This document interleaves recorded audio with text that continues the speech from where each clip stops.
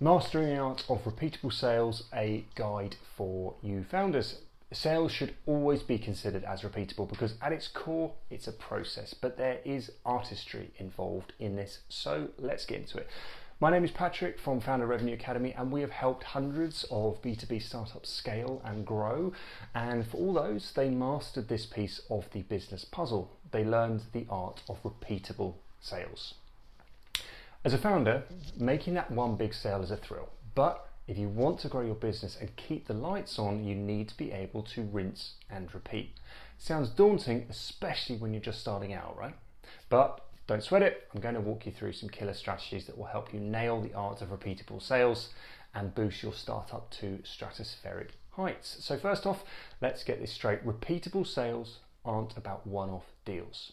It's all about forming solid relationships with your customers and building a loyal tribe. To do this, you've got to deliver value, not just peddle a product or service.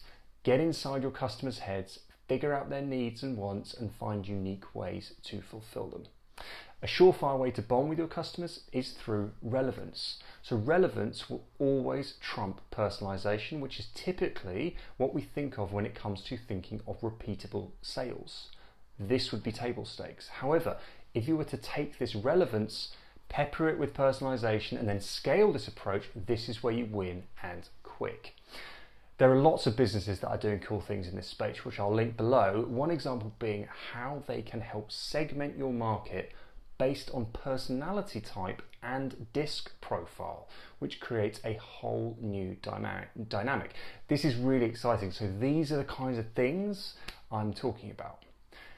Understanding unique customer demands based on segmentation regarding their personality is so much more impactful than simply saying, because you're a VP of sales in London, I can help you. We've moved on since when that worked, and buyers have woken up to that too. Now, if you want to master repeatable sales, you've got to be all about customer retention. It's easier to keep a customer than to find a new one, so make them want to stick around. So loyalty programs, referral incentives, or good old-fashioned stellar customer service can do the trick. Your NRR, or net retention revenue, and the lifetime value are metrics that you have to consider here, because this shows how sticky your product is and is a great measure of success.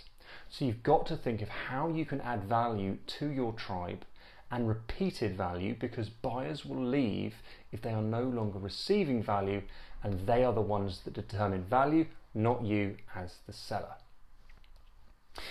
To make your repeatable sales efforts and make sure they're not in vain, you've got to track and measure your progress. So set clear goals, metrics, keep an eye on your results, and tweak your strategies as needed. So a CRM system and a marketing automation tool can be your best friends here. They're not things that you definitely need, but they are important. So the key to repeatable sales, being proactive. Don't wait for customers to come knocking. Stay ahead of the game by keeping an eye on industry trends, spying on your competition, and checking in with your customers regularly. So remember, mastering the art of repeatable sales isn't a one and done deal. It's a constant process that needs your attention and effort, but with a focus on relationship building, delivering value, and being proactive, you'll create a loyal customer base that supports your startup's growth.